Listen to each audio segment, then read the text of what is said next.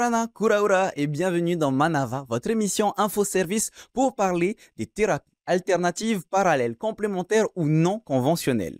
L'OMS en recense plus de 400 parmi lesquelles nous découvrons la cryothérapie avec Nelly Decuper, Bonjour. l'acupression pardon, ou le Jinshin Jutsu avec Thomas Lemonnier, Yorana. la musicothérapie avec Hélène Ledal Bonjour. et enfin Hinanui Salmon nous fera découvrir les soins vibratoires. Kiaorana. On va commencer avec Nelly. Est-ce que tu peux nous expliquer en quoi consiste la cryothérapie? Alors, la cryothérapie, très rapidement et brièvement, c'est l'utilisation du froid pour venir réactiver, rebooster le fonctionnement du corps humain. Donc, on va venir vraiment appliquer sur une brève période un froid intense qui va venir réactiver et provoquer une production d'hormones, de neurotransmetteurs pour activer le bien-être de la personne. Alors, excuse-moi, hein, je mets les pieds dans le plat directement. Comment est-ce que vous faites? Est-ce qu'il y a une machine spéciale? Est-ce que vous mettez juste des glaçons sur la personne? Non, alors nous, on va travailler avec une machine effectivement qui va permettre d'appliquer un froid intense en descendant des températures de moins 160 degrés à peu près. Ah oui, ça fait sur beaucoup quand même. Sur une période. Alors c'est un froid très sec qui au final se supporte très bien, qui est bien plus agréable, j'ai envie de dire, alors pour ma part personnellement, qu'un bain glacé, dans de l'eau glacée, mais sur une période très brève. Donc on ne dépasse jamais 3 minutes. Et l'objectif, c'est vraiment de venir créer un choc thermique qui vient rebooster le fonctionnement du corps humain. On va rentrer dans les détails. Après, on va terminer notre tour de table. Déjà, le commencer avec Thomas aussi. Qu'est-ce que l'acupression ou le Jinshin Jutsu? Le Jinshin Jutsu, donc c'est un art d'origine japonaise, mais qui est issu de la médecine traditionnelle chinoise, donc qui se rapproche par sa nature de l'acupuncture qu'on connaît bien. Sauf que là, au lieu d'utiliser des aiguilles, on va venir utiliser nos mains pour les placer à différents endroits sur le corps et faire circuler l'énergie. D'accord. Et c'est quoi la différence entre l'acupressure ou le Jinshin Jutsu? Donc l'acupression, c'est vraiment une sorte de boîte où on va mettre beaucoup de pratiques différentes. Le Jinshin Jutsu en est une. Nous, on va plutôt venir effleurer le corps et se poser donc sur les corps subtils et faire circuler l'énergie doucement sans appuyer directement donc ce qu'on appelle dans acupressure, mais simplement effleurer et venir faire circuler l'énergie doucement dans le corps. Est-ce que c'est un peu comme du massage, par exemple? Du coup, ça ne rentre pas vraiment dans la partie massage, puisqu'on ne va pas vraiment rentrer dans cette notion de matière. On va vraiment venir tout simplement sentir ce qui se passe au niveau invisible dans le corps. La même question pour toi, Hélène. Qu'est-ce que c'est la musicothérapie? Alors, celle que je pratique, en tout cas, c'est la méthode du docteur Tomatis, qui était médecin ORL. Et donc, c'est une rééducation de la manière de capter les sons. Donc, l'oreille se dérègle comme les yeux, mais ça se sait pas. Mais quand elle est déréglée, les sons, on les entend beaucoup trop par les vibrations, par le corps, et seulement après par l'oreille. C'est très désagréable sans qu'on s'en rende compte. Et du coup, ça nous fait changer de comportement. On va devenir énervé, sans raison, on va devenir brusque, etc. Donc, en fait, on va essayer de régler l'oreille. Et puis, l'oreille étant proche du cerveau, on va en profiter. On va travailler aussi avec l'inconscient, avec la musique que j'utilise, qui est de la musique de Mozart. Donc c'est ce que j'allais te dire. On parle de musicothérapie, donc on écoute des musiques, tout simplement. Celle que je fais, en tout cas, moi, c'est uniquement du Mozart, mais qui va être après filtré, justement, pour pouvoir travailler avec l'inconscient, le cerveau. Enfin, bon, c'est un peu compliqué à expliquer en 5 minutes. Mais bon, ces sons filtrés, là, vont apporter vraiment tout ce qu'on avait à la case départ en arrivant sur Terre, on va dire, mais on ramène tout à 100%, quoi. Sa confiance, sa joie de vivre, sa motivation, sa créativité. On fait un plein, c'est comme une réinitialisation, quand on est remis au top. Pareil, j'exagère un petit peu.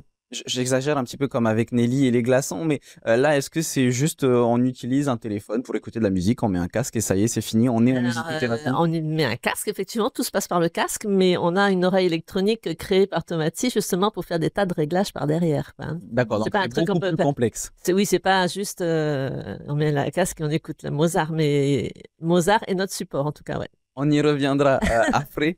Hinanui, toi, tu vas nous faire découvrir les soins vibratoires. Qu'est-ce que c'est?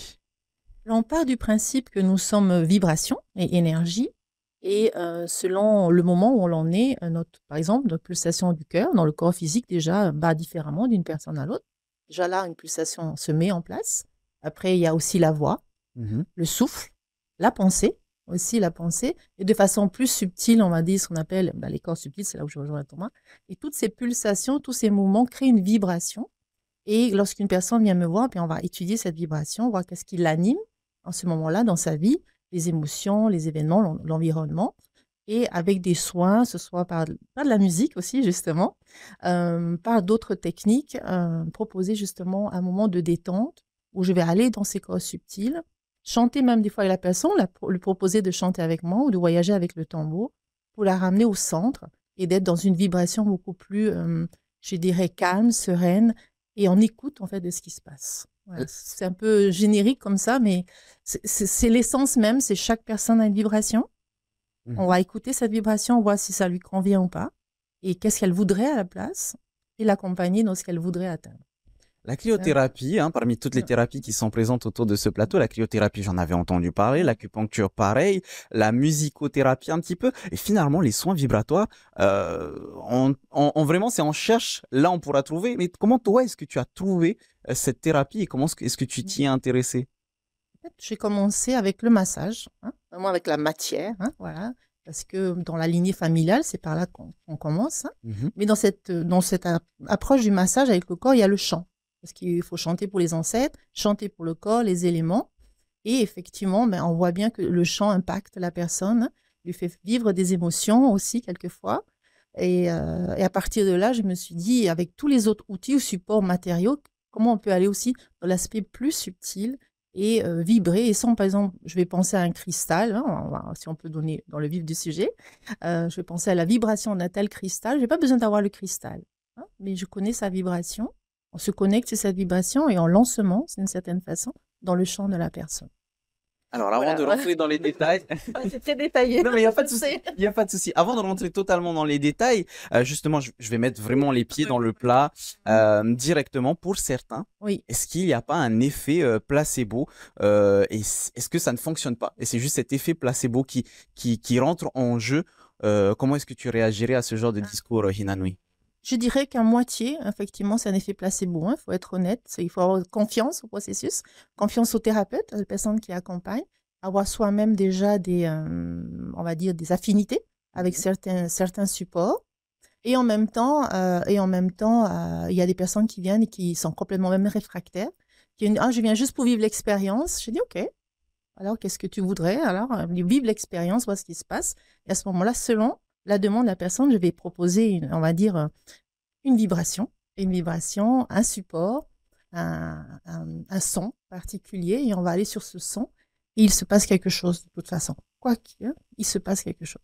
Voilà. Thomas, est-ce que c'est un peu la même chose pour toi? Est-ce que tu travailles aussi un petit peu sur les énergies? Et est-ce que ça t'est déjà arrivé de tomber sur des personnes un peu réfractaires ou pas totalement ouvertes d'esprit? Déjà, pour parler de l'effet placebo, moi je trouve ça beau en fait.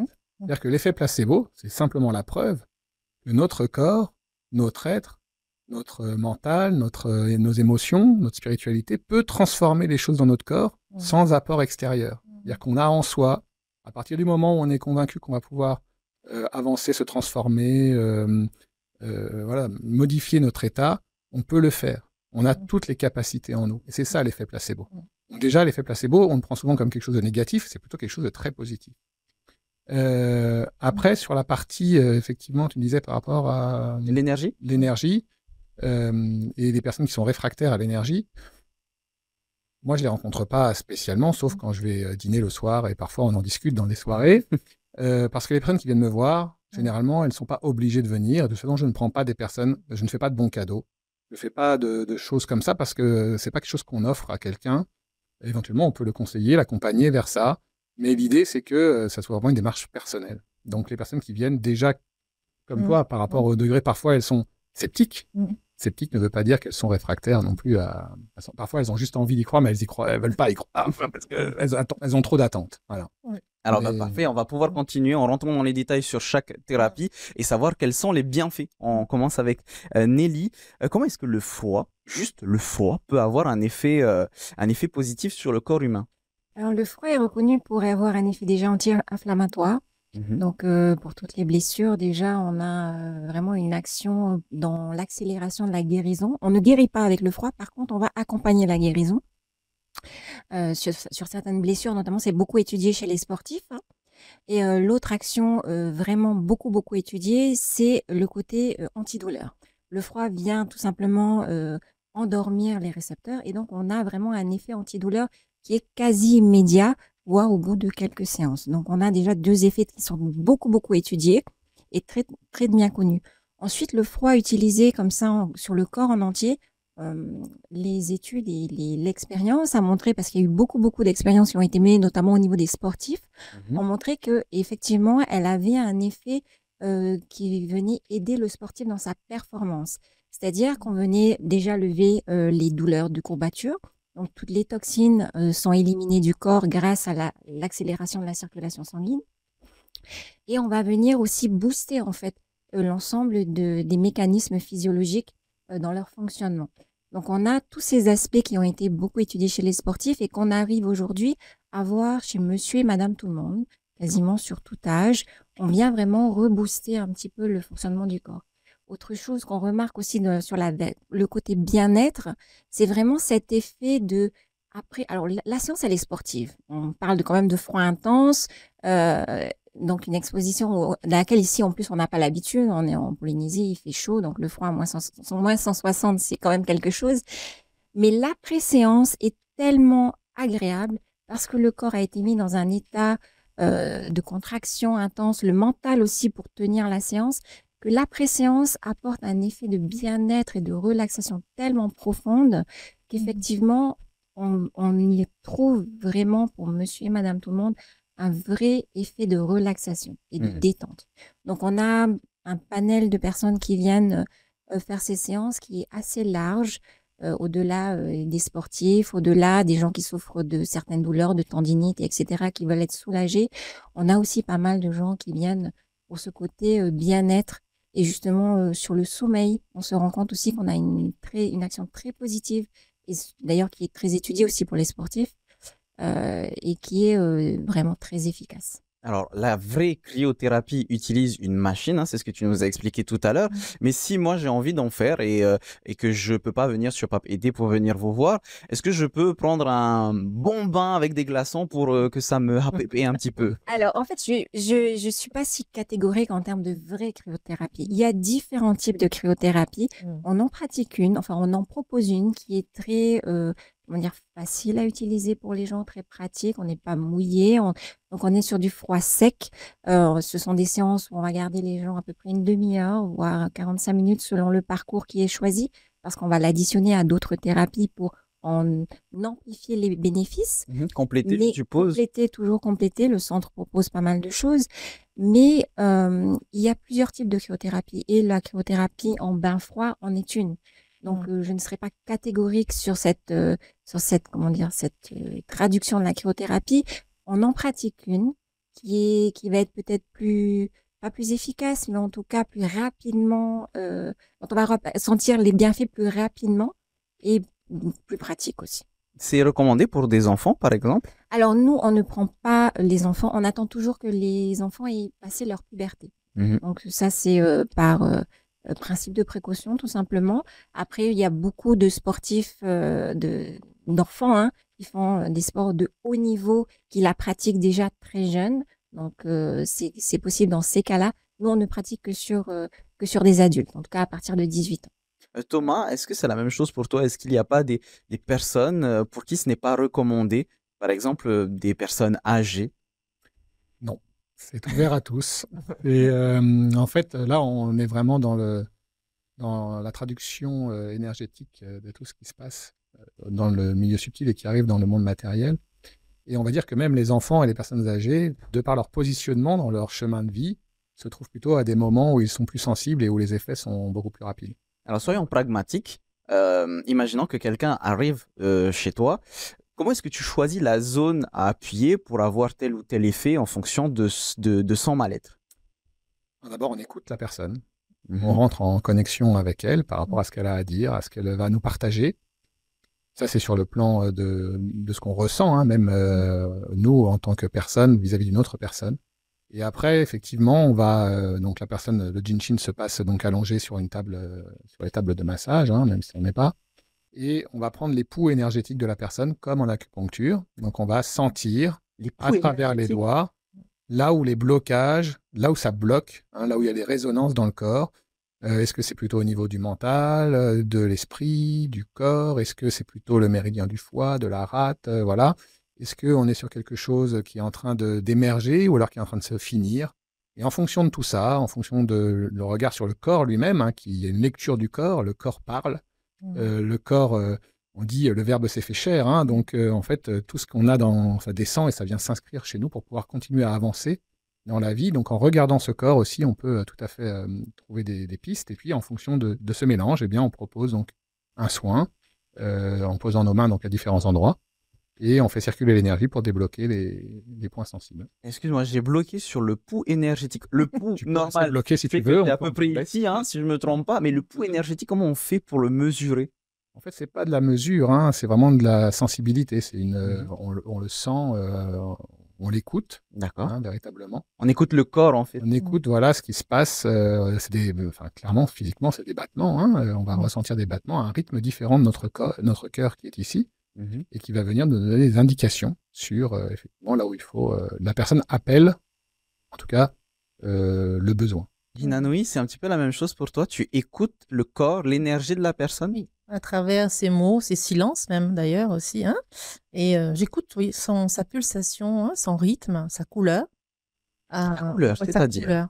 En fait, quand on parle de vibration, la couleur est une vibration aussi. D'accord. Et selon l'instant, on peut vibrer d'une certaine couleur. En général, si on va un peu plus loin, on est d'une certaine couleur, mais selon la vie, on peut venir, et cette couleur se transformer. Toutes les couleurs sont justes et positives, si on peut mettre ce mot-là. C'est seulement si c'est adéquat et utile pour la personne à l'instant. Ça donne des informations, et selon ces informations, eh bien, j'adapte le soin et le langage aussi avec la personne, et les outils qui vont venir nous accompagner pendant le soin. J'appelle plutôt un voyage qu'un soin d'ailleurs. Bien, aujourd'hui, on va voyager ensemble et on va aller, hein, dans certaines destinations et on verra qu'est-ce qui va se passer pendant le voyage. Et la personne, elle va vibrer d'une certaine façon. Hélène, tu nous parlais aussi on parle de blocage, tu nous parlais de blocage aussi tout à l'heure. Explique-nous un peu plus en détail comment est-ce qu'on fait pour débloquer ses oreilles. Ah, ça c'est le secret de ma méthode, ça. Non, en fait, ce sont les sons filtrés de Mozart que je vais utiliser qui vont rappeler à l'inconscient. Pour ça, je vais travailler avec l'inconscient. C'est lui qui fait les blocages, c'est lui qui peut les débloquer. On va travailler avec des sons intra-utérins, en fait. Parce qu'en fait, in utero, le bébé, il adore entendre la voix de sa mère. D'accord. La voix de sa mère est représentée par des sons aigus, parce que tous les sons graves du corps les cachent. Donc, en fait, ces sons aigus-là, l'oreille du bébé, elle est 2 fois plus efficace que celle qu'on a sur Terre. Nous, on entend jusqu'à 10 000 Hz. Le fœtus, il entend 20 000 Hz. Parce qu'il veut vraiment choper cette voix aiguë qu'il entend de maman, puis vu que c'est l'amour, quoi. Donc, en fait, on va utiliser ces sons, c'est-à-dire qu'on va prendre du Mozart, et nous aussi, on va les filtrer et on va lui faire entendre des sons similaires. Mhm. Et donc là, le cerveau, il est un petit peu berné et il se dit, mais attends, je suis reparti là, mais... Alors là, voilà, il débloque, il enlève le stress, il fait ce qu'il a à faire. C'est complètement inconscient, donc c'est pour ça que tu parlais tout à l'heure sur le placebo, c'est complètement inconscient. Donc tu peux pas contrôler ou pas. Le travail va se faire en automatique. Et donc effectivement, les gens débloquent des situations et ramènent beaucoup de bien-être qu'ils avaient à la case départ aussi dans le sac à dos pour arriver sur Terre. Alors là, on parle de déblocage, mais déjà, comment est-ce qu'on sait qu'on a un blocage? Comment est-ce qu'on identifie le blocage? Nous, on passe par un test, carrément un test d'audition, comme fait un médecin ORL. Je fais un test, je teste comment marchent tes oreilles, quoi. Donc, tu me Mais des sons aigus, voilà, je t'envoie plein de fréquences, tu lèves la main quand tu entends. Je fais la même chose en passant par les vibrations. Donc, sur les os, je mets aussi un vibreur. J'envoie pareil des fréquences et tu entends aussi. Et en fonction de comment sont les courbes, je vois ce qui est déréglé ou pas, quoi. Mhm. Et donc, pendant les séances chez moi, je refais tous les 10 heures ce test-là pour voir l'évolution. C'est en train de changer, c'est en train de changer.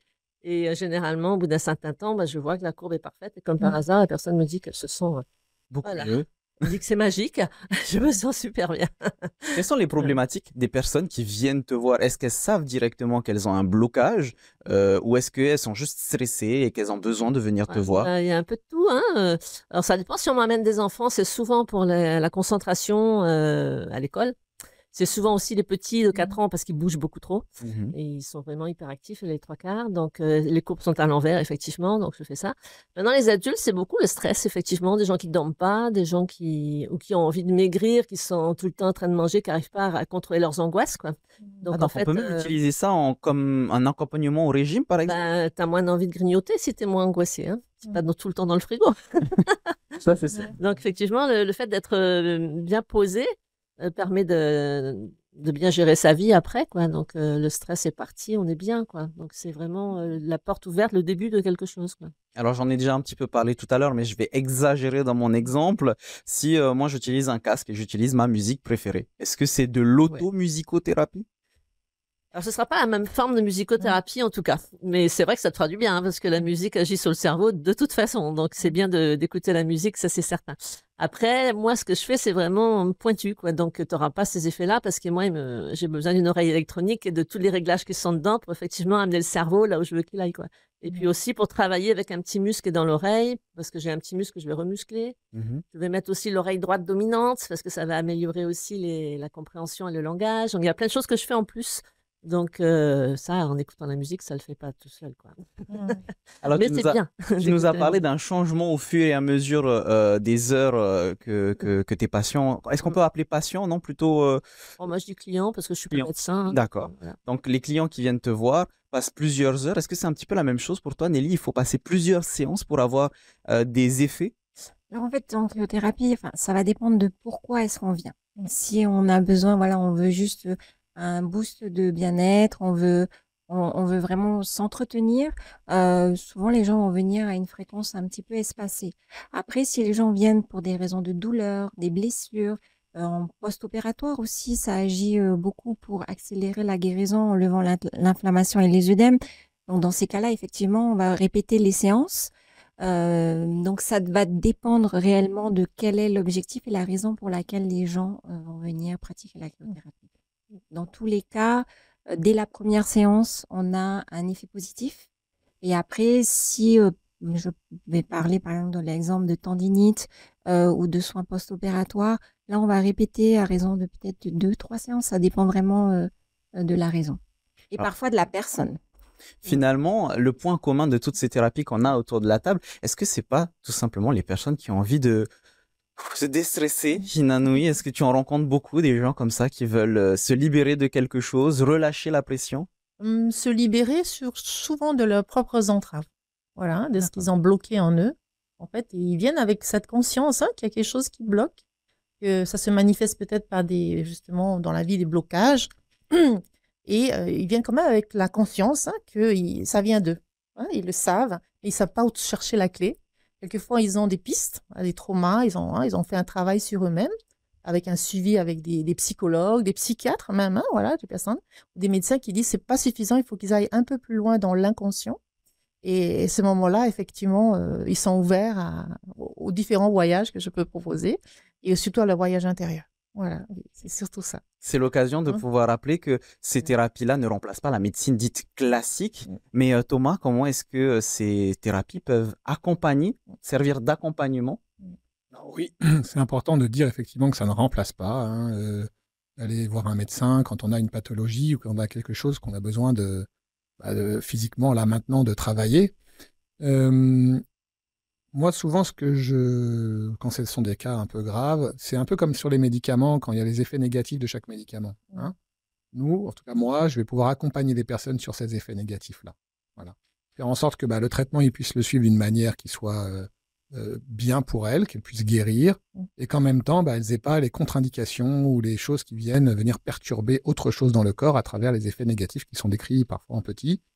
Et donc, notamment quand j'accompagne des personnes qui sont suivies donc pour des cancers, eh bien, on va travailler après chaque chimio pour essayer d'accompagner effectivement les personnes. C'est important de faire la chimio et c'est important aussi de voir où ça impacte ailleurs dans le corps le traitement de cette chimio. Donc, on va venir soulager et accompagner les personnes à ce niveau-là.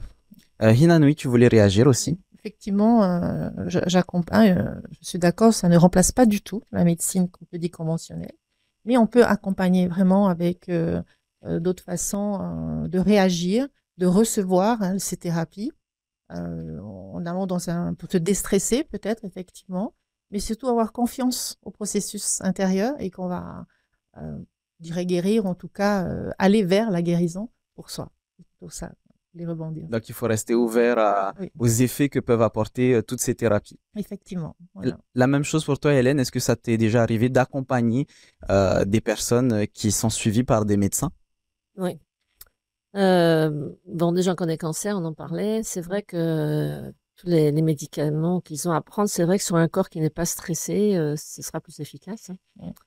J'ai fait aussi des schizophrènes, des épileptiques. C'est vrai que ce qu'on remarque, c'est qu'ils ont moins besoin de médicaments, donc ils divisent par deux les doses parce que justement, le corps est vraiment dans un lâcher-prise et ça va beaucoup mieux, quoi. Donc, je vois des cas comme ça particuliers, oui, effectivement, où ça marche, quoi. Pour conclure, la même chose, est-ce que c'est ça le but, l'objectif de toutes ces thérapies, faire en sorte que ce soit un accompagnement de bien-être pour que la médecine dite classique puisse bien être Ça, effective? alors, mais évidemment, ça ne peut pas remplacer la médecine allopathique. On est là vraiment pour aider et soulager quand il y a des douleurs. Il faut savoir quand même que la cryothérapie ne s'applique pas dans le cas de cancer, par exemple. Bien qu'elle elle puisse soulager les douleurs, on ne vient pas faire de séance de cryothérapie pour des personnes atteintes de cancer parce qu'on risque, en activant les flux sanguins, justement, on risque peut-être de redévelopper ou d'avoir des effets qui sont pas forcément positifs. Donc, on est plus, on va aider les gens, des gens qui veulent prendre soin d'eux avant même justement d'arriver à cette étape de maladie ou de pathologie qui peut effectivement être très grave. Comme tu Mais disais l'idée, c'est de prendre soin de soi de façon régulière avant d'arriver à ce genre d'étape. Merci beaucoup d'avoir répondu à toutes les questions de cette émission. On est déjà à la fin. Maruru Metei. Merci beaucoup. N'hésitez pas à vous renseigner auprès des professionnels de santé pour savoir si vous avez besoin d'un accompagnement, si c'est nécessaire. Merci à tous d'avoir suivi cette émission. On se retrouve demain à 17h15. En attendant, bonne soirée sur TNTV avec tout de suite votre VA, votre journal tahitien. Maruru ito tato faririra, pardon, Trahoma parheana.